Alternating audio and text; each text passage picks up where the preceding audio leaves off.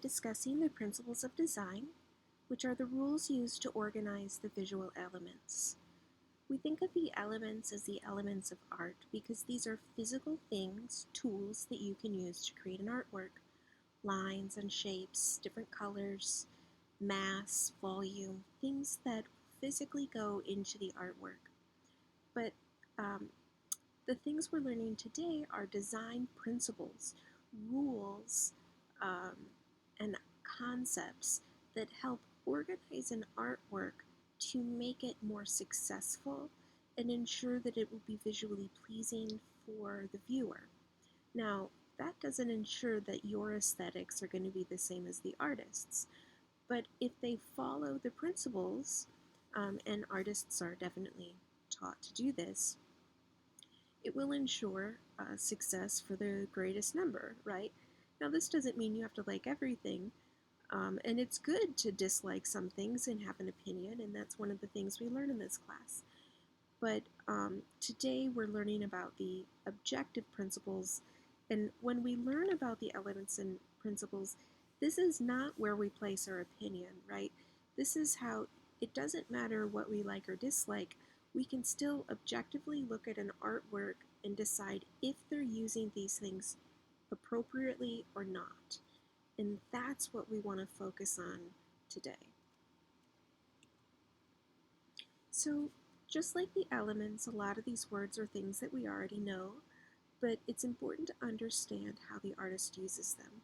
So, repetition is just when you find an element more than once in an artwork. Now, this can be an element of art, so where the artist is repeating a circle or a square, um, the same color again and again in the artwork, something along those lines. But it could also be like a tree in a forest, or the texture of the bark in the forest that you can discuss as the fact that the artist has chosen to repeat that again and again. Sometimes this can be a way that the artist is choosing to guide you through an artwork. And a lot of times this is something that they do to help unify the artwork. Now, that repetition, if it creates a decorative or something decorative, a motif or a design, in that repetition, then it's a pattern. There's lots of patterns that you guys already know because we wear them in our clothing and we put them up in our homes for curtains and things like that. But these are things that you can just name, and we know that they're a pattern, right? The artist is using a striped curtain to create contrast against ... So if you mention the stripe, or you mention the plaid, or you mention the floral design, the floral pattern, sometimes you don't have to use that word pattern if it has a specific name. But an artist can also create a pattern by creating a repetitive design, right? This doesn't have to have a name. The way that the artist puts those trees in the artwork, if they're in a systematic way, if there's the same amount of spacing between each one, that is a repetitive design. And so there is pattern in that, say, landscaping. And so it's important to understand that an artist will create patterns out of different things, not just the types of patterns that we're exposed to in our clothing design. Though the pattern I have to show you is one that you're familiar with. Here we see stripes, but it's not a plain stripe. If you look at, we don't have a bold, hard line here, right? And a hard line would be that straight, hard edge, meaning that there's no ripple or something in it like we see here.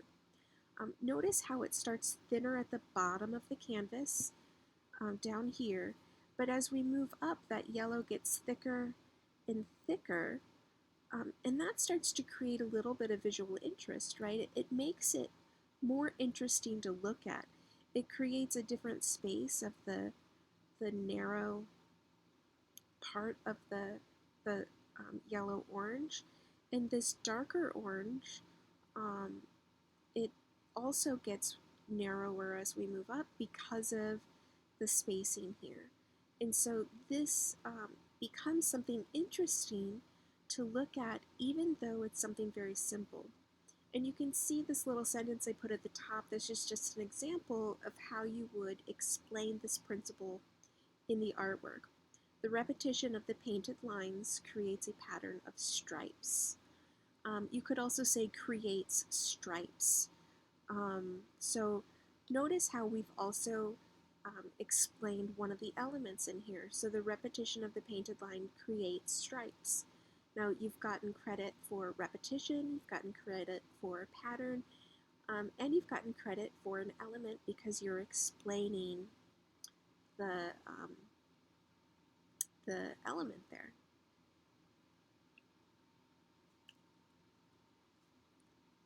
Now we move from that to scale and proportion. Now scale and proportion kind of have the same concept, but one is relation to other things and one is in relation to itself. And so it's important because this is one of the big things that students get wrong. They will mix match scale and proportion. Scale is the overall size of an artwork. So notice it's the size of the entire artwork. This is the overall size. And we relate that size to another thing. Usually our own size is how we best understand it, unless it's smaller than we are. And as you see, I've given you two examples here of ways to describe the scale when you don't have dimensions. Is it life size, meaning it's the size that it would be in life? This is appropriate for things that are larger. If it's like a strawberry that was painted life size for a strawberry, that's still very small, right? And so we would talk about that artwork as a small artwork, not a life size artwork. Or is it larger than life? Is it monumental? Right? There's different ways to describe it, but larger than life, life size, monumental, these are three standard ways to describe artwork in the art world. Now notice up here I talk about, is it small and intimate? And I want you to really understand this. When an artwork is very small, imagine this as a photograph, right? I have it pictured here almost like a Polaroid, and I do that on purpose. I want you to imagine it like about the size of a Polaroid and hanging on the wall in a museum. Now, would you want to get up really close to that to look at it and view it, or would you view it further away? And when you consider that, obviously, you guys are all thinking, I would want to get up close to it or I wouldn't see any of the details, right? And that's the point.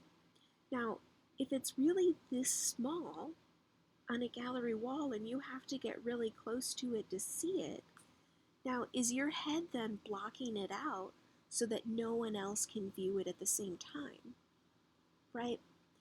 And so then it becomes an intimate view, right? The artist has created something very intimate for a viewer to look at because only one person can look at it at the same time. Whereas a monument, say Mount Rushmore, or just a large scale painting, the larger it is, the further back you stand from it because you want to see the whole thing. And so more and more people, the larger it is, can view it at once. And so it takes away that intimacy. Scale is the first decision the artist makes when they start to create the artwork. They might brainstorm ideas about the artwork beforehand, but the first decision they make is what is the right size for the artwork. And scale is important because the message that they want to get across starts in the scale. And so that's where that word intimate comes in. Proportion is when you are relating the size of parts in the artwork to the whole, or size of parts of the artwork to other parts of the artwork. Now here I have a man that's climbed Mount Rushmore, and he's standing here with Lincoln's head. So the scale would be when we compare the man versus the whole head, right? We're comparing Mount Rushmore. I know we're only seeing a small part of it, but we're comparing the size of it to an outside force. So we're looking at the size of the artwork versus the size of something else. And you really get a sense of the scale of it, especially if you consider that there's 4 heads there, and we're only seeing one of them here. Now, proportion would be if we compare the size of this nose to the size of the head. It would also be if we're comparing the nose to the size of the eye, or the brow, or the lip. Now, one mistake that students often make is when they're looking at something two-dimensional, they go back to that word scale when, say, they are comparing a tree in the foreground. They talk about the scale of the tree in comparison to, say, the scale of a mountain in the background. But again, you are relating two things in the artwork. These are not whole separate concepts, right? These are two parts of the same artwork. That's not a singular tree off in the real world and a mountain in the real world. Even if it's a photograph, remember, this is still a conceived space in 2 dimensions. We have the proportions of that tree to the proportions of the mountain. Now, what I want you to think about this is, if you compare the proportions of the tree, the size of that tree, to the proportions, the size of that mountain, and how far away they appear, that's going to help you understand the depth of that piece, right? That's going to help you really start to understand the space between the tree and that mountain. And so this is how we start to understand space in an artwork, is through those proportions. And so it's important for you to understand that scale is only when you're referring to the overall size of the entire artwork, not different parts of it.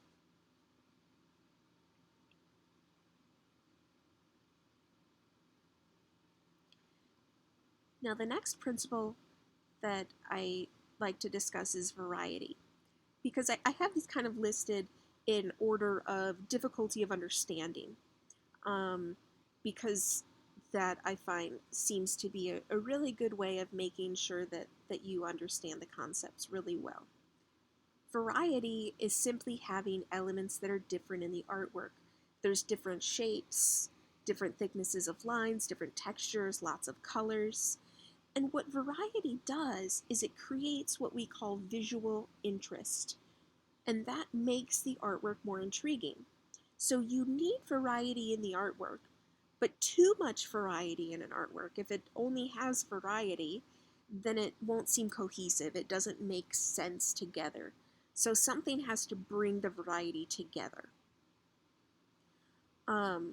So I just want to show you this here. This is Shassia Sikander's Hood's Red Ryder #2, which is part of series On My Head or In Your Mind. And if you look, we've got lots of different shapes. There's circles and triangles, lots of organic shapes, people, half of peoples, lots of other organic shapes as well.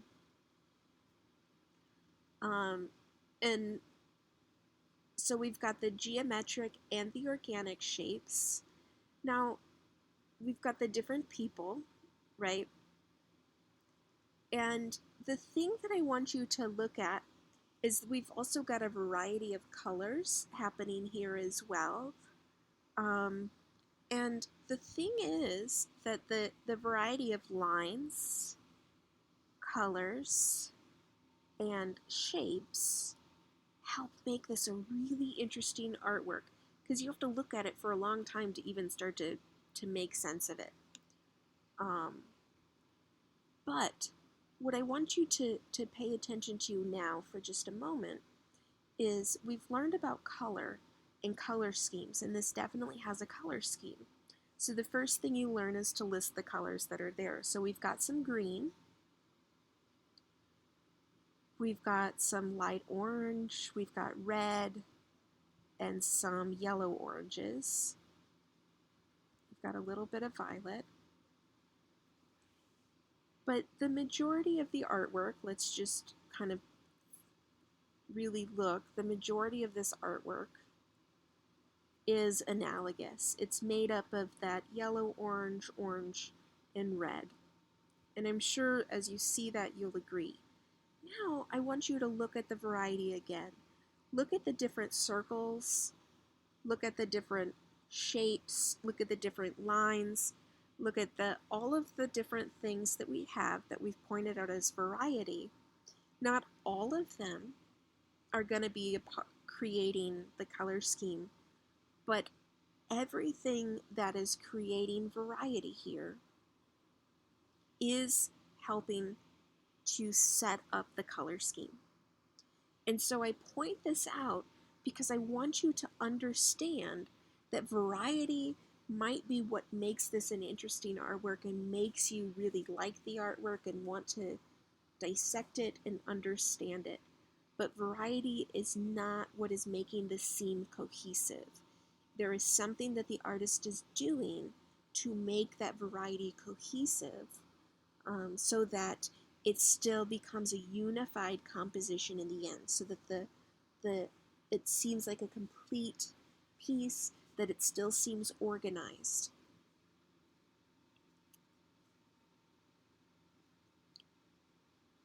The next one that we have is balance. And balance is literally, I need you to understand this, visual weight.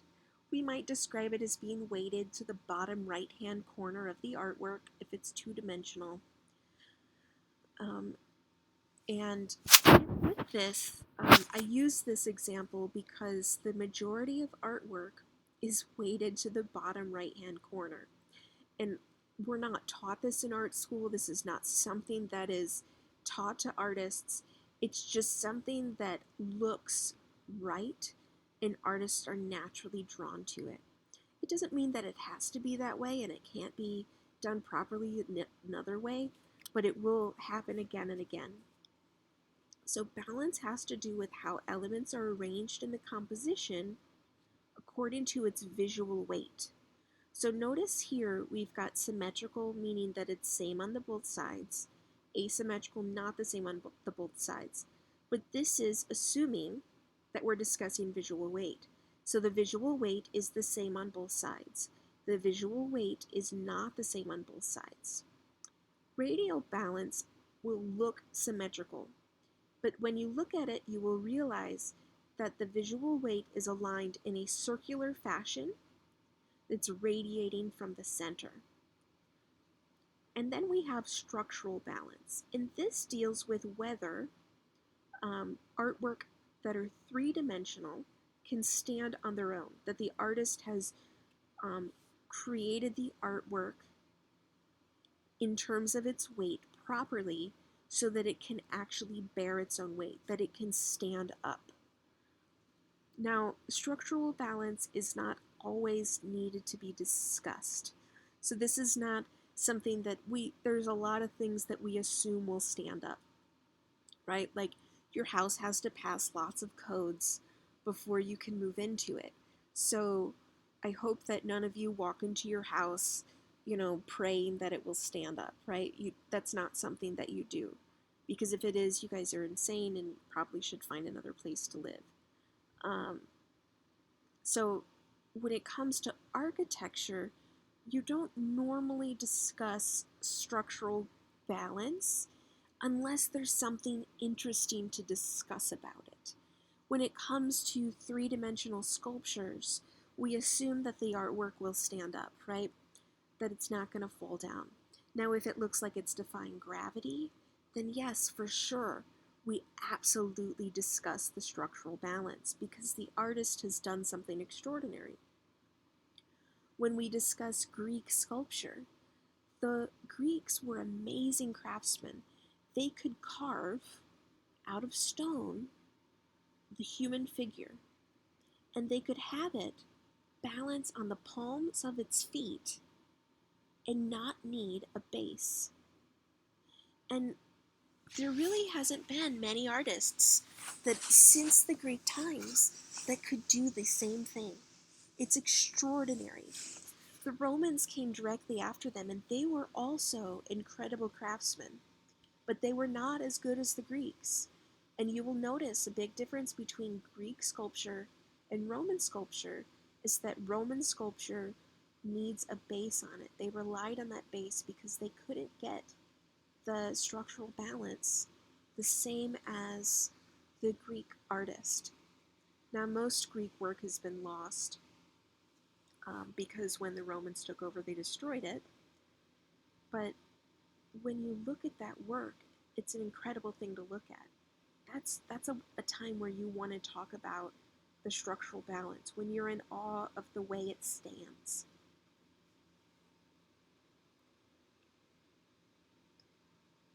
Now, when we talk about symmetrical balance, I want you to understand that this is not math class where you have to put a mirror down the center and make sure that it would look the exact same on the other side, because we're discussing the visual weight.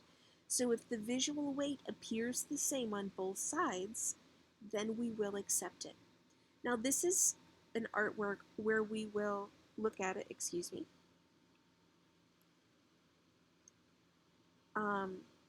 as having symmetrical balance. But what I want you to notice is that on the left side, the robes start to fall higher than on the right side. But that small shift is not enough to warrant asymmetrical balance. Now, this is a photograph, so that it's just a documentation of the actual sculpture. The people at the bottom are not a part of the artwork. They are just there taking pictures of the sculpture. Now here we have Leonardo da Vinci's The Last Supper, and this was done in 1495 to 1498.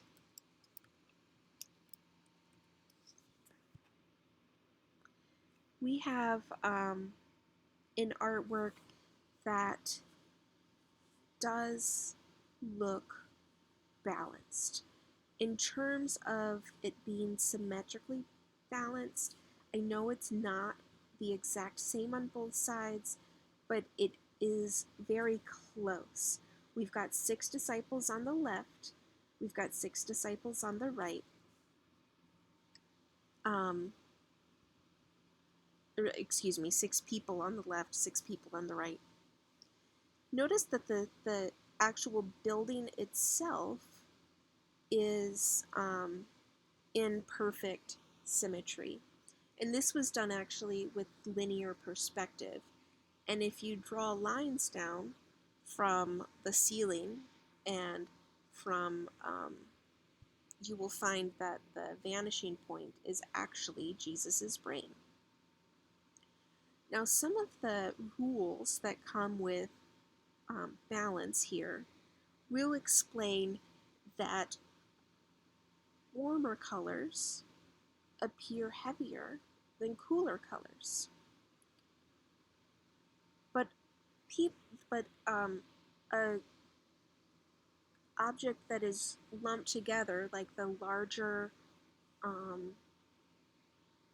shape on the left created by the people, because they are kind of closer to each other, also is heavier than the objects the people on the right seem more singular.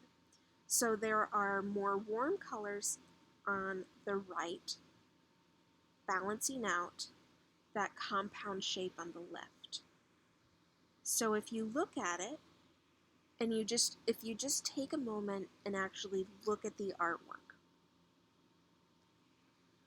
does one side look, and I mean visually, we're not weighing it in terms of trying to figure out how much it would literally weigh. Visually, do you notice how it doesn't, if it visually were on a teeter-totter, it looks the same on both sides. And that's why we would call this symmetrically balanced. And if that's really hard for you, you can also call it near symmetry, as in it's close to symmetry. Now here we have an asymmetrical artwork. This artwork is, like I warned, weighted to the bottom right-hand corner of the artwork. And you notice that the cooler colors are on the left, the warmer colors are on the right, and that does give more weight. But asymmetrically balanced artwork does not mean that it is not balanced. I need you to understand this. It means it's balanced in another way. I want you to look at the bridge in the middle ground with the people and like the donkey or the horse with the person on it. Notice how the bridge and those people help balance the weight of the land in the bottom right-hand corner. Now, what we call that is a counterweight. So when an artist uses asymmetrical balance, they will put most of the weight on one side. And here we have it weighted in the bottom right-hand corner, and there is a counterweight, and you point out what it is. It is that there is a counterweight on the bridge of the people near the left-hand side that is balancing the weight on the right-hand side. You need both of these two things to explain how the artist has balanced this artwork. Now, when it comes to things in the background, like the mountain there, notice how, even though it's, sometimes students think that that could be a counterweight, but keep in mind visually, because we know it's so far away, that also takes away the weight of it. So the further things are away, the less they appear to weigh. The closer they are to us, the more that they're going to appear. Now here's some of the rules, but before we read them, I'm actually going to show you a short video. Explore. Achieving balance. What are the visual weights of forms and colors, and how does an artist go about balancing them? As with design itself, there are no rules, only principles. Here are 3 principles concerning the balance of forms. First, a large form is heavier and more attention-getting than a small form. However, 2 or more small forms can balance one large form. In this work, note that the single heavy figure of Christ balances the group of smaller figures at the right. Second, a form gathers visual weight as it nears the edge of a picture. In this way, a small form near an edge can balance a larger form near the center. In this painting by Jan Vermeer, notice how the loaf of bread in the basket balances the larger form of the kitchen maid. Third, a complex form is heavier than a simple form. In this famous work by Michelangelo, the depiction of God and his attendants at the right creates a complex form which is heavier than the large simple form of Adam on the left. However, here the work appears balanced because Adam is anchored to the base of the composition while God is soaring. The introduction of color complicates these principles. Here are 4 color principles that may counteract the 3 principles of form just given. First, warm colors are heavier than cool colors. A single small yellow form can therefore balance a large dark blue form.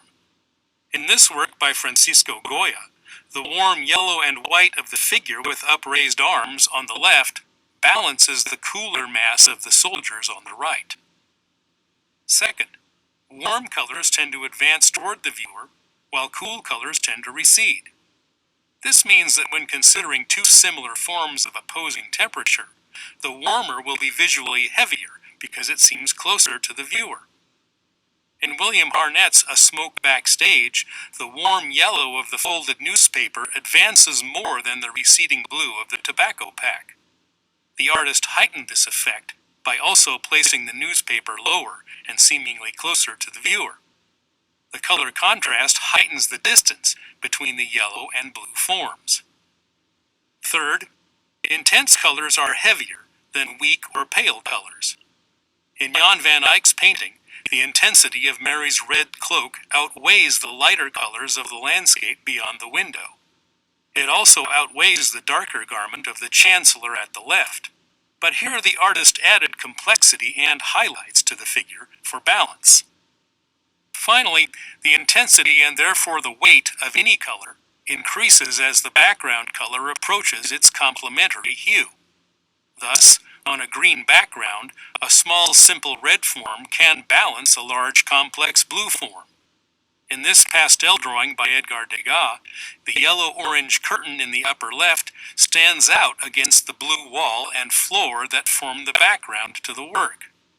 The curtain also balances the darker shapes on the right. Although guidelines such as these are interesting to study and can be valuable to an artist if he or she gets stuck, they are really laboratory examples. The truth is that most artists rely on a highly developed sensitivity to what looks right to arrive at a dynamic balance. Simply put, a work of art is balanced when it feels balanced.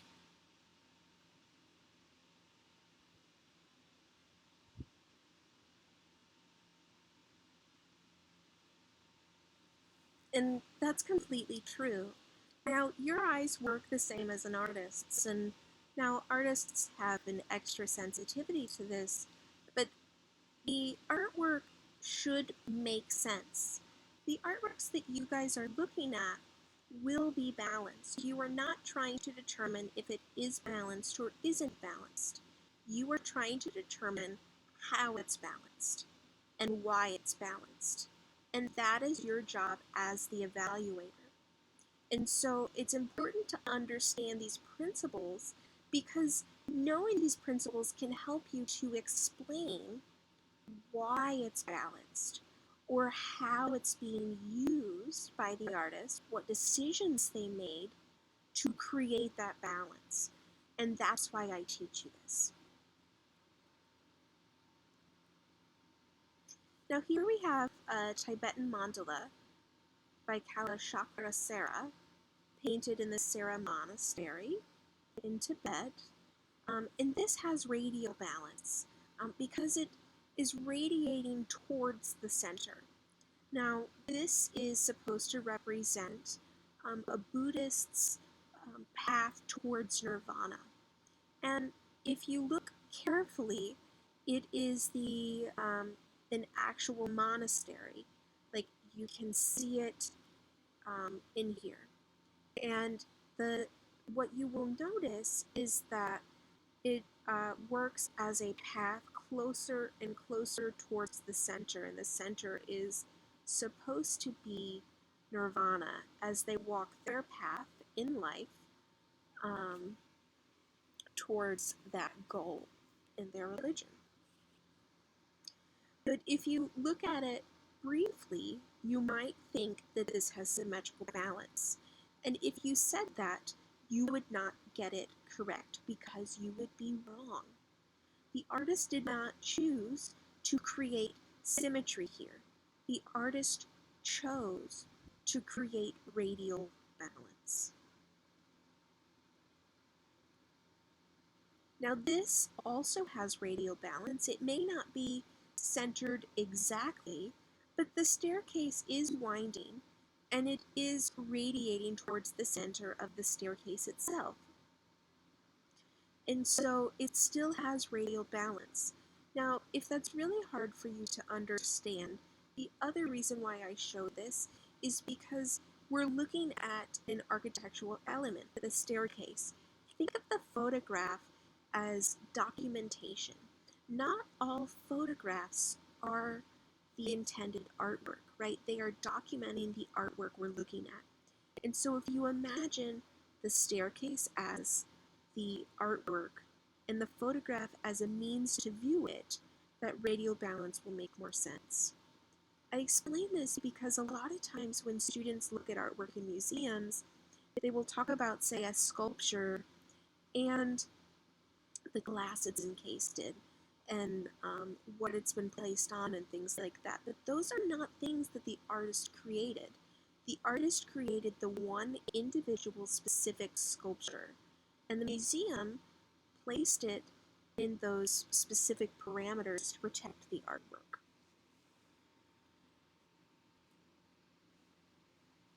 Now here we have a sculpture by Matt Calderwood called Found Objects, and this is one where you would obviously want to talk about structural balance because it looks like it should not stand.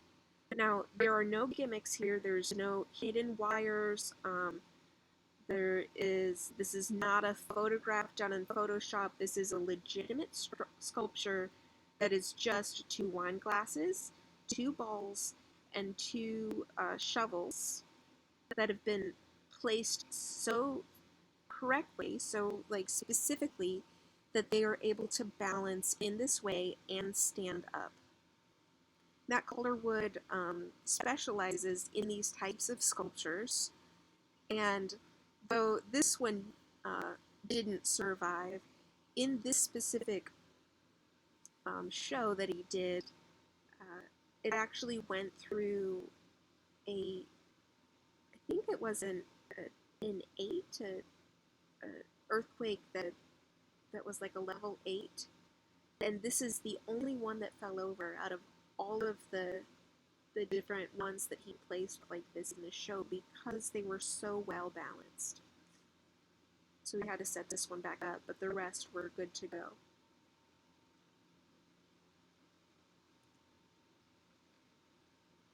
Now this is Isamu Noguchi. This is Red Cube in New York.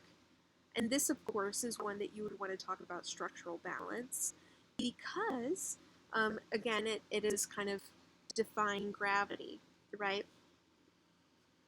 Now, one of the things that's also very interesting about the proportions here is it does look like a cube, so it has that symmetry to it.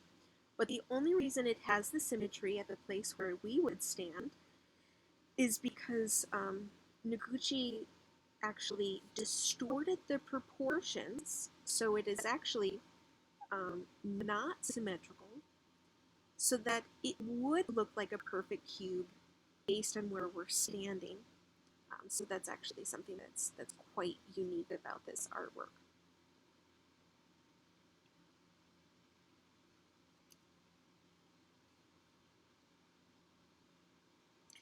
And then we have contrast. Now, contrast doesn't just refer to the Photoshop concept that you guys already know about. It actually just means opposites. So that can be dark versus light, but it can also be the artist using something big and something little in the artwork. Organic versus geometric shapes in the artwork. Smooth versus rough textures in the artwork.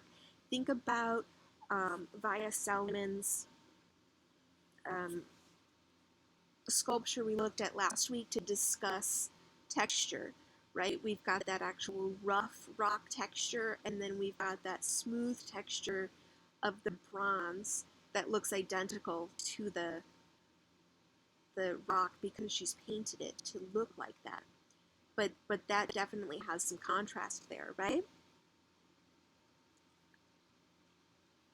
So here we've got the dark versus light. This is Ansel Adams' Clearing Winter Storm, circa 1937. He actually uses a special red filter that he became really well known for, and people are still trying to emulate his artwork. But the red filter that he used is what is bringing out all of the rich textures. So we've got the small trees versus the larger trees here. We've got some smoother textures versus some rougher textures, but we also have that dark versus light that you already understand. Now here we have Vincent van Gogh's The Bedroom from 1889, and this is at the Art Institute of Chicago. And here we have big versus small.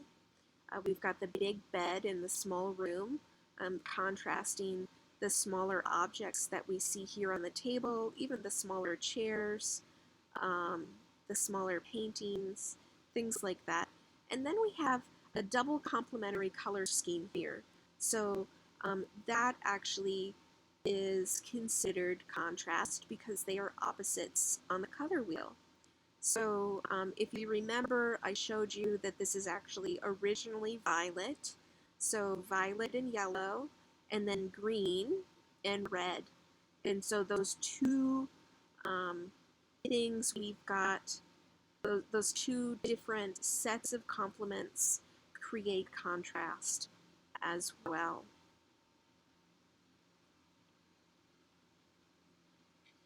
Now these all work together. So we've got emphasis and rhythm. Focal point and subordination are a part of emphasis, and directional forces work in rhythm. So I'm going to discuss all of these, and then we'll look at some artwork. So we have emphasis, and emphasis is literally where your eyes are drawn in the artwork. It's where the artist wants there to be attention drawn. Now focal point is where your eyes rest, usually. This is the most important part of the artwork. And there can only be one focal point, and I know the book doesn't say that. I know that the book talks about multiple focal points, but the way that I explain it, because this will make a lot more sense to you, is there can be multiple points of emphasis and then one focal point. If you think of a focal point as the most important part of the artwork, the most important point of emphasis, the one that helps you understand the story, and then the other ones will be the areas where attention is drawn that you notice that will lead you to that. So it's almost like you're getting the building blocks of the story and then the main point. Think of it like the best advice I can always give is if you're really struggling for that, think about the title. What's the title? The title has all sorts of information. You know, if the title is the title referring to something specific in the artwork, and if it is that the focal point? More than likely, it is. The focal point is that area of emphasis or that point of emphasis that if taken out of the artwork's meaning would change completely. It would no longer make sense as an artwork.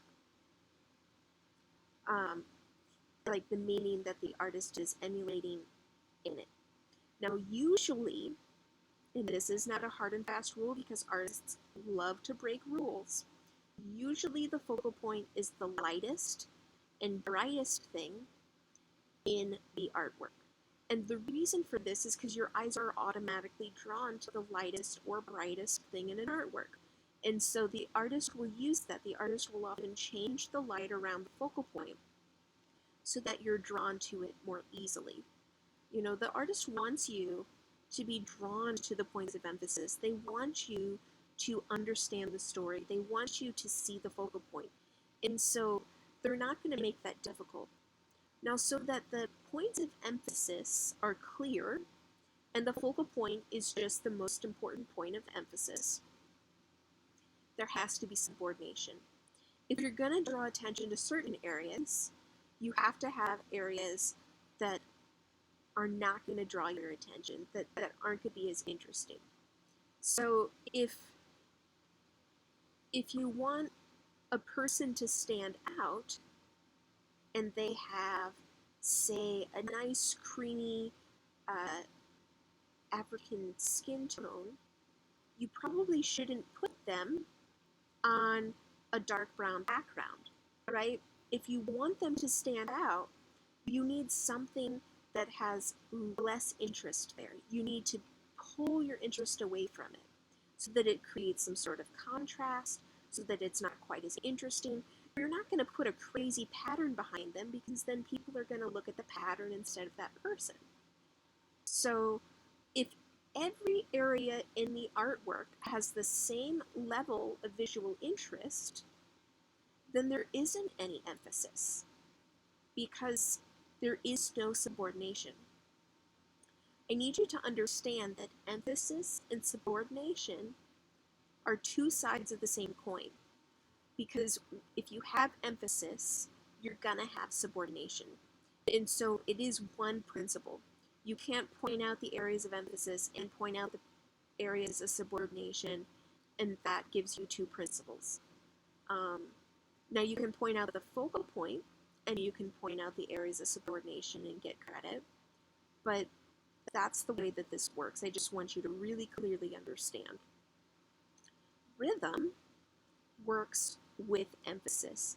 If there are two or more points of emphasis, an artwork has rhythm, because rhythm is literally how your eyes move through the work. And the artist gets you to move through the work through those points of emphasis. You're drawn to one place, and then you're drawn to another, and then you're drawn to another, and now you've moved through the work. And that's literally what rhythm is. You get credit for rhythm by saying the first thing I noticed was this, or the first place I was drawn was this, and then I was led here by this thing, and I noticed this, and then the last thing I noticed was this, and then this thing led me back up to the first point of emphasis, or it didn't. Usually it creates some sort of triangle or circular, so you get trapped in it, but sometimes it doesn't. But that's how you get credit for rhythm is, and we're going to practice it. Now, directional forces is the way we look at the art. These are the guiding paths. So the rhythm is how your eyes are moving through the work through those points of emphasis, and the guiding path is how you get from one point of emphasis to another. So there might be a fallen tree that kind of creates almost like a directional line from one to the next. That's really a clear directional force guiding you there. So let's take a look at this. So this is Roger van der Weyden, and this is The Descent from the Cross. Now, when we look at this artwork, and because we know that it's a Christian religious artwork, most students automatically assume Jesus is the focal point. He's in the center of the artwork. He's really he draws your attention right away, so you're pulled into him. But do you stop there? Is it where your eyes rest? Is it where your eyes finish? Is it where the painting, while you're reading it, stops?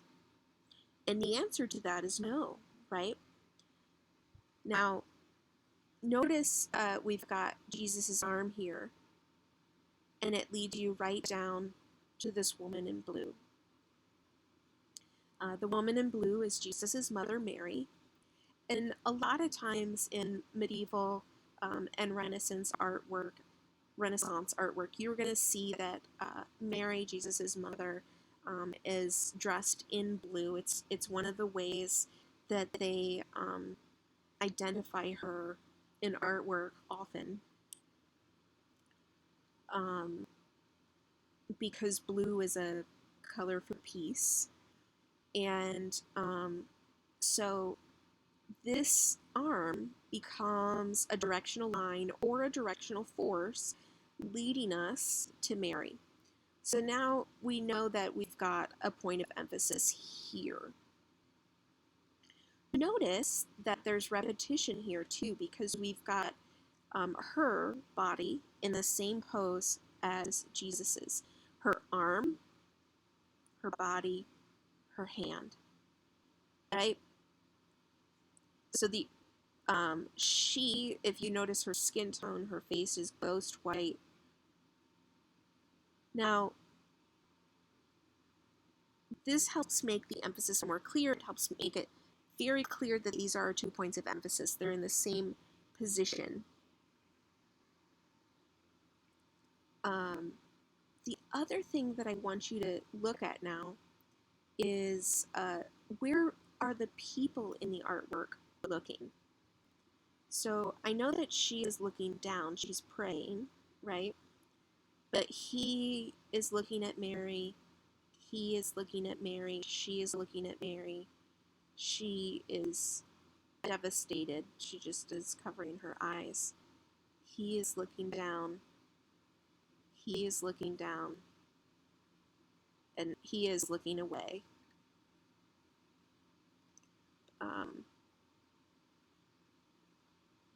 But look, it's almost like he's looking away almost in shame. But notice how the majority of people here are looking at Mary, not Jesus. So this can also be a directional force.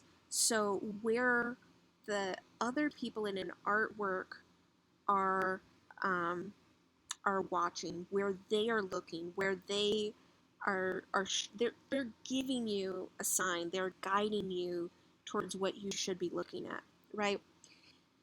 And so this helps you to understand that not only do we have his arm leading us down, and there's nothing in her that leads us back up, right? Her comes here, but it doesn't lead us back up to him. There's not something that completes the cycle. So we're led down to her. The other people are looking at her and not Jesus. And so this shows us that Jesus actually is a point of emphasis, but Mary is the focal point. And here I actually explain the story of the descent from the cross. If there's any good Catholics listening, or they know the story really well because it's a part of the celebration of Easter in this. But she, as soon as her son is taken off of the cross, Mary faints because she's distraught. And all of the attention is on Mary. You have to keep in mind that when Christ dies, there's 3 days where everyone is trying to figure out how they're going to survive without him. And so for 3 days, Jesus is not the focus of Christianity in this the story. But the descent from the cross is a part of the celebration in Easter. When you go through the stations of the cross, this is actually one of them, and you're taught this in Catholicism. In Christianity, this is all something that you learn. And so which at the time this was created, everyone viewing the artwork knew where the focus would have been.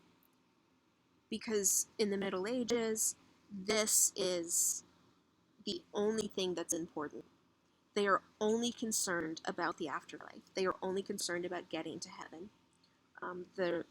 Death is such a part of their lives. They could die at any moment for so many different reasons that their only focus was getting to heaven. And so this is something that they would clearly know and understand just by looking at it.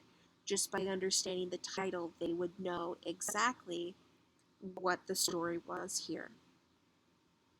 So the other things that I want to point out, they are the lightest and brightest things. Here, he is lighter, but her fabric is brighter, a brighter pigment. Think about this in terms of the brightness, the chroma, the saturation. We do have some red, and red is a very bright color, but notice that this is, the saturation here is diluted from the blue that you see. The blue itself is more brilliant. than any of the other colors that are in the artwork. Then the red or the green here, we've got that brilliant blue. And so she really comes forward. She really stands out because of the brilliance of that blue. So the rest of the painting becomes subordinate to Jesus and Mary. Most notably, the background is subordinate, but the other people are subordinate to them as well. Notice they don't have as much detail, they don't have as much color. There is a lot more emphasis being put on the two of them for a good reason.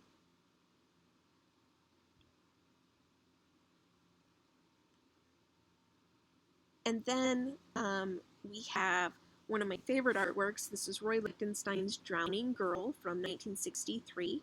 This is part of pop art. So a lot of people know the other side of pop art, where we've got Andy Warhol painting soup cans and other things like that, Marilyn Monroe and things. But the other side of pop art is a celebration of comics, really. And Roy Lichtenstein is kind of the father of this side of it. And this is one of my favorites. I don't care. I'd rather sink than call Brad for help. This is in 1963 at the height of feminism, and he took this from a DC comic, and originally you had she's in the water, and you have the actual Brad standing on the side of the water, not the water, the land, next to the water, and he changed the text so it would be, so he cut Brad and the land out to crop it to make it more intense, and then he changed the text itself so that it would also suit his purposes. Roy Lichtenstein was a big supporter in feminism, and a lot of his artwork has to do with this. Now, think about the statement that's coming through here. What she's saying, I realize she's basically saying I would rather die than call Brad for help, right? But really, if you break that down, she's saying that I will solve this myself. I would rather sink, I would rather fail than let a man help me, because I can do this myself. And that's really where, at the beginning of feminism, where it was really, well, this is not obviously the beginning of feminism, but in the height of feminism in the 1960s, where they were fighting for equality, they had to show that they could do anything themselves, even if it meant that they would drown, right? They had to do it all on their own, because that's how they were going to get their message across. That's how they were going to help the women of the future. And so that's really where this painting's power comes in. Now, if we look at this artwork, we notice a couple of things, right? The blue hair is bright, it's bold, and it draws us in. It frames the face. And so her face really becomes important. Now, I have an example here of how you might talk about this. And the reason I do this is because it really does help you understand things. And one of the things I want you to understand is it does talk about the focal point being the drowning girl, but I want you to understand that the further I go, I make it more and more clear what the true focal point is. The drowning girl is taking up the majority of the painting, right? She's taking up about like 80% of the painting, and this is a huge painting.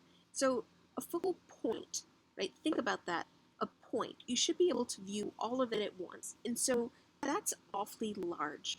So when you look at the drowning girl, what part of her is the focal point? What directional forces lead you to the most important part? So we've got the hair framing the face, so it's going to be in the face. And then we also have the directional force of her her left hand here leading us up to her eyes, right? And so we've got the eyes here that really help us. It's really this face here and the tears in her eyes that you're really drawn to. So that becomes our clear focal point. Now we have another point of emphasis, so we definitely have rhythm because we're also drawn to the words. So like our next point of emphasis would be the thought bubble. And how do we get there? The directional force are the three little bubbles that are leading us to them, right? So we're drawn to her, we're drawn to her face, we've got the directional forces here that bring us to the focal point, and then we've got this directional force, that brings us right up to the words. And so this is how it's clear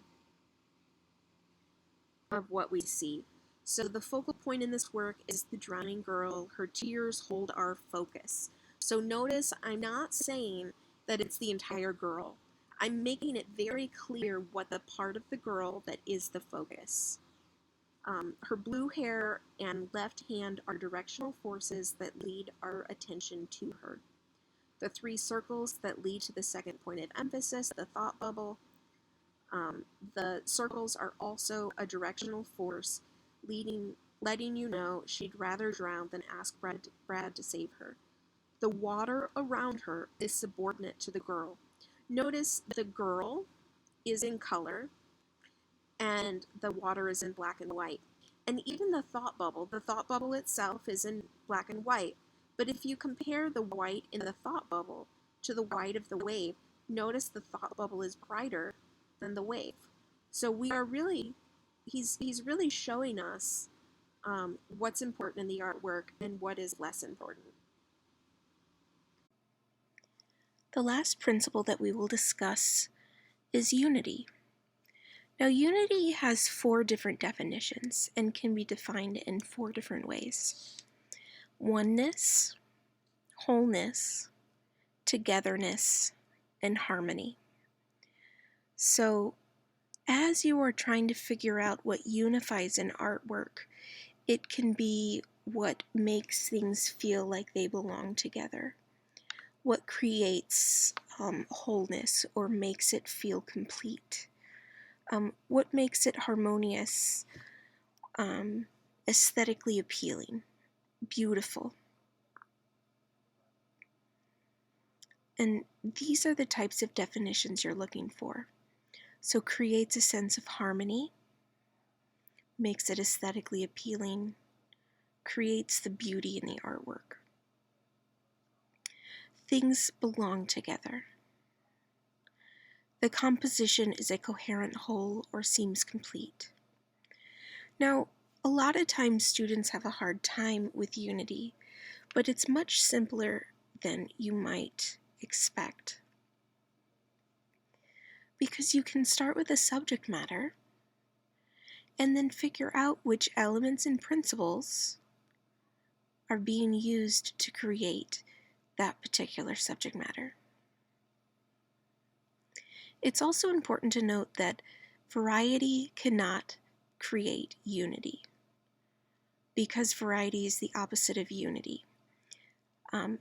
Unity is about oneness and togetherness, and variety means different. So it is the one principle that cannot be used to explain what is creating a sense of unity in an artwork. Then we have kind of a different type of unity, kind of a non-traditional type of unity is the best way to describe it. And this we call organized chaos. And I'm going to show you some examples of that as well. These artworks are usually non-representational artworks. They look kind of like a mess. These are like a Jackson Pollock artwork that has paint splattered all over the canvas. There are several things that you'll notice in this definition. There's no focal point and a lack of hierarchy. Hierarchy means that you don't know where to look in the artwork. There's not something signified as more important than something else. There's no emphasis in the artwork. There's no understanding of weight in the artwork. So in terms of balance, this is usually referred to as all-over balance because kind of the weight is just kind of expressed everywhere. There's no real understanding of it. So even though it seems like chaos, even though it seems like visual noise or disorder, there is consistency because they're making clear decisions with the elements and principles. And so what you do, if you're defining it in terms of organized chaos, is make a list of the elements and principles that they are using and describe how they're using them. And I will show you some examples of that.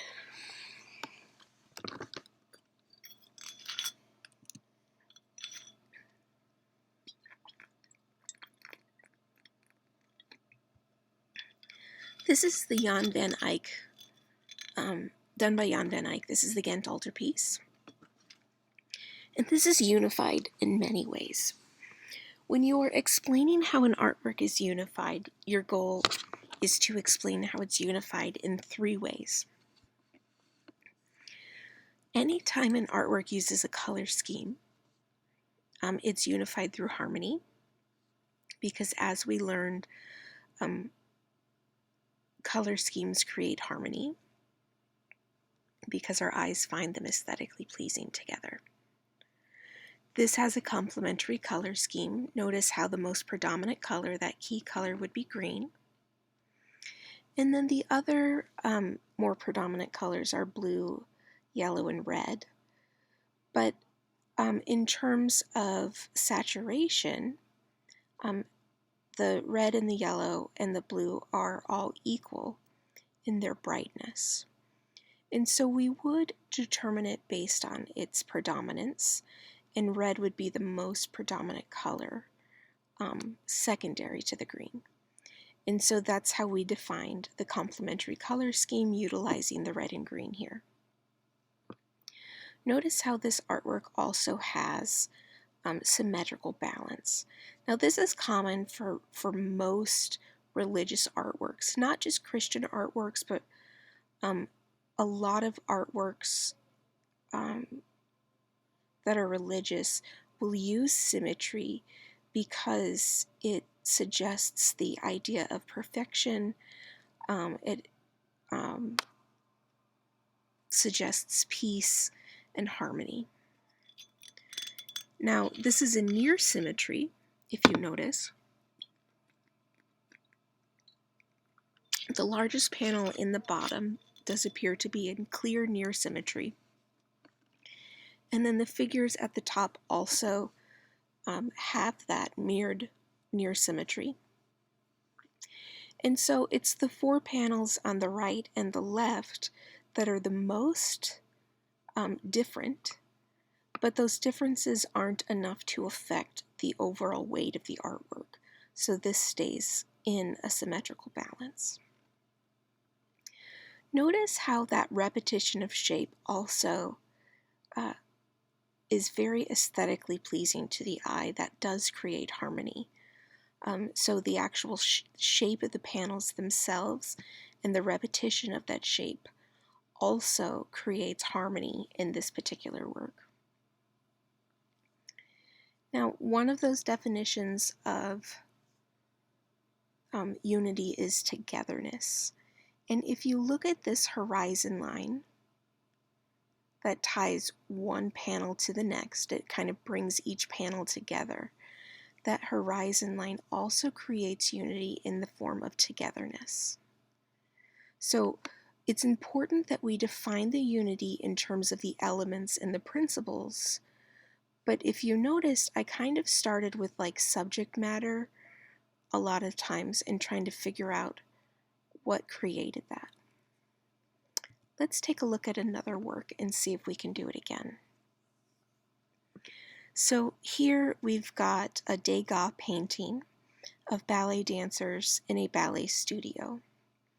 So the first question would be, what brings this work together. And certainly most of us would probably agree that it's the ballet dancers, right? And so one of the things that you could say is that the implied line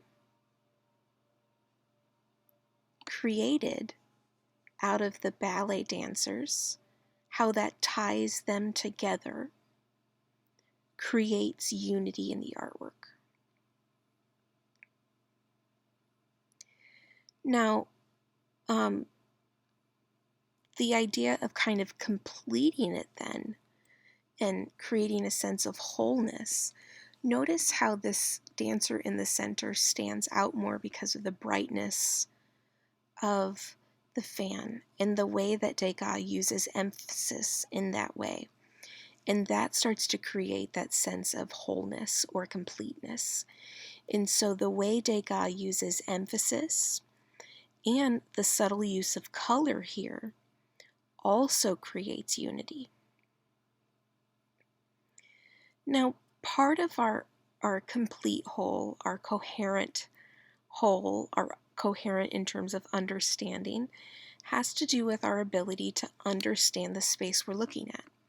So his use of light, the value and the lines, right, that create the space, and then even the texture used in the tutus really bring out kind of the essence of the ballet studio. And so if you add those elements together, you also have harmony and a coherent whole.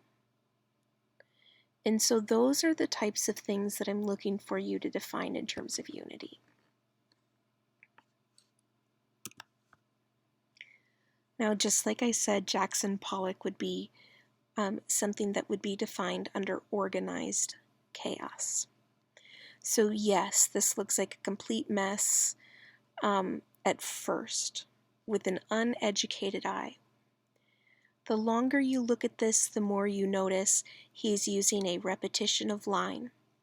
There's consistency in the way that he's using that line as well. He's not using line and organic shapes and geometric shapes and, trying to combine a bunch of different things. This whole thing is repeated out of a consistent use of line. That does start to create unity in that way.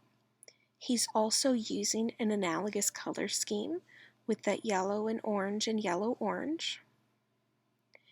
And he's making his color even more sophisticated because the subtle use of blue in the artwork is also a complement to that key color of the orange.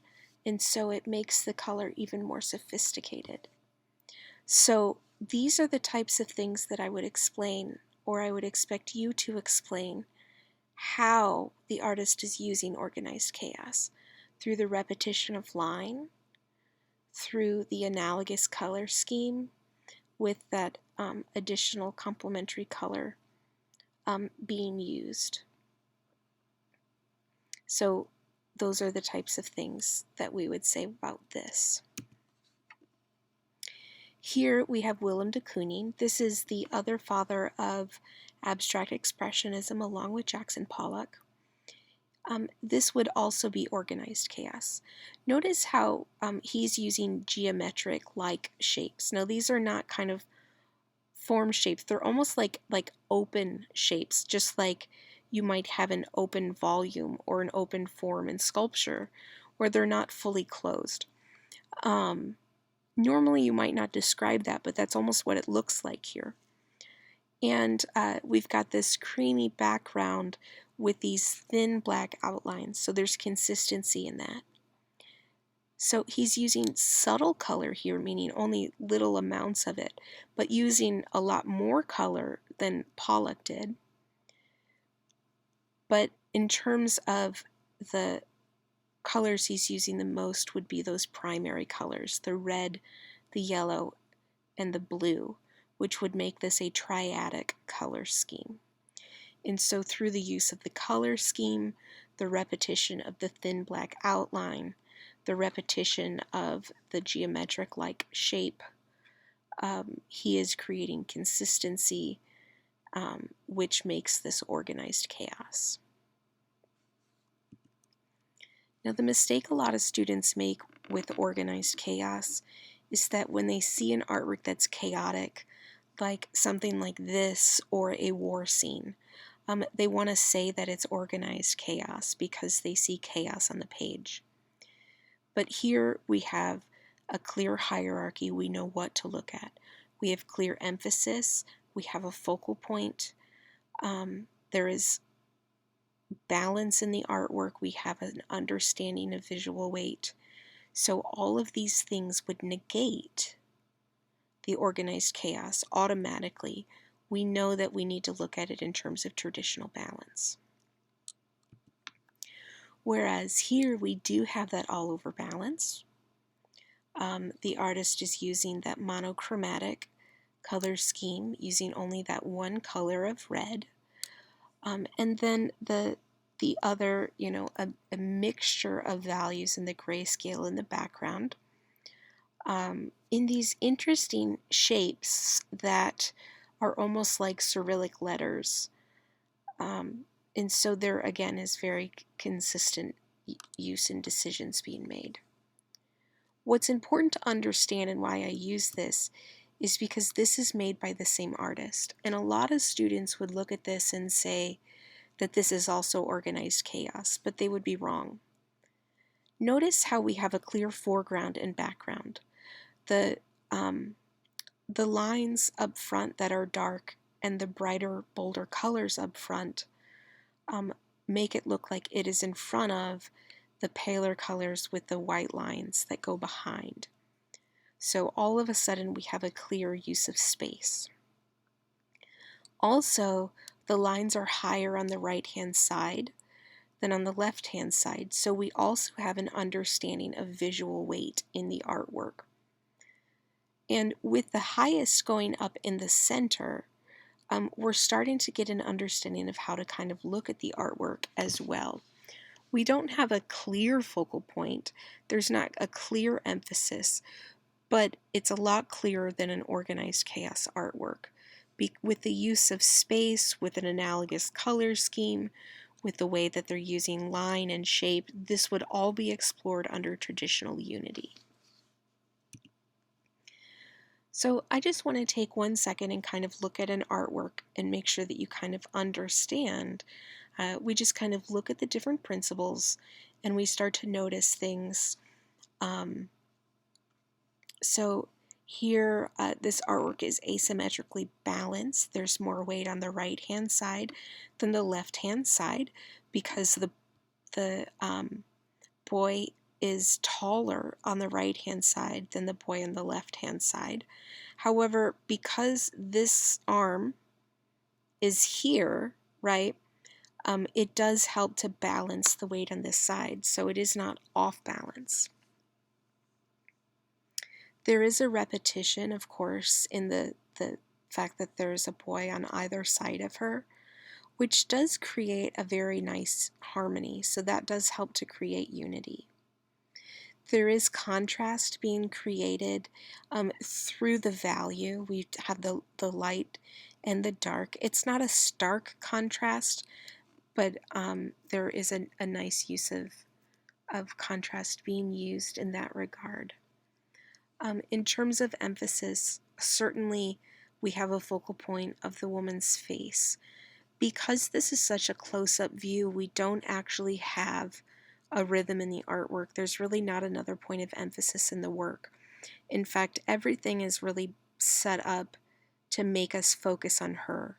And so, like, the boys are certainly subordinate, the background is subordinate, her arm is a directional force, making sure that we're led up.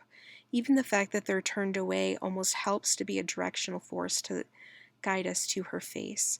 And so we have, the balance, the contrast, the directional force, the emphasis, the focal point, and the repetition. In terms of unity, we talked about how the